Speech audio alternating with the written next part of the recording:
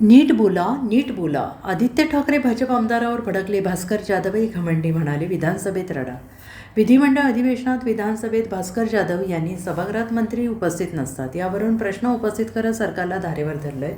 तर भास्कर जाधव यांच्या आक्षेपावर भाजप आमदार अतुल भातखळकर यांनी उत्तर देताना भास्कर जाधवांना टोला लगावलाय.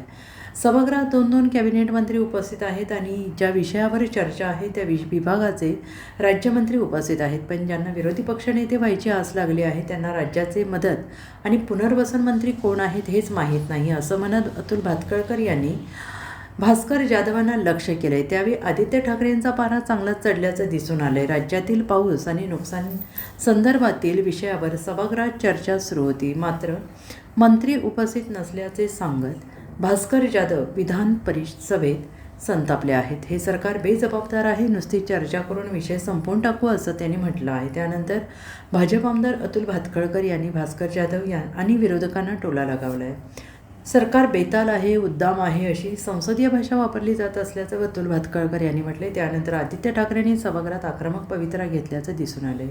तुम्ही सांगू नका राम मंदिर लुटणारे, तुम्ही राम मंदिर लुटणार आणि आम्हाला सांगू नये, नीट बोला, तुमचं वय बघून बोला, अशा शब्दात आदित्य ठाकरे यांनी आपली आक्रमक भूमिका दाखवली.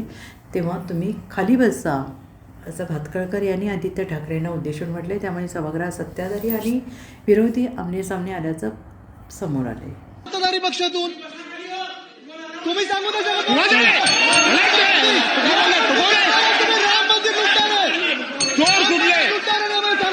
जाधव साहेब आपण चालू करा. भातखळकर साहेब खाली बसा. भातखळकर साहेब खाली बसा, खाली बसा. चला बसून घ्या, बसून घ्या सगळे. चला नीट बोला, नीट बोला, नीट बोला, नीट बोला. वय बघा तुमचं. लय उर्मट आणि घमंडखोर नुसता बसलाय कोपऱ्यात. प्रत्येक वेळी असा अहंकार असो हे. ठीक आहे भातखळकर साहेब आपण बसा. जाधव साहेब आपण चालू करा.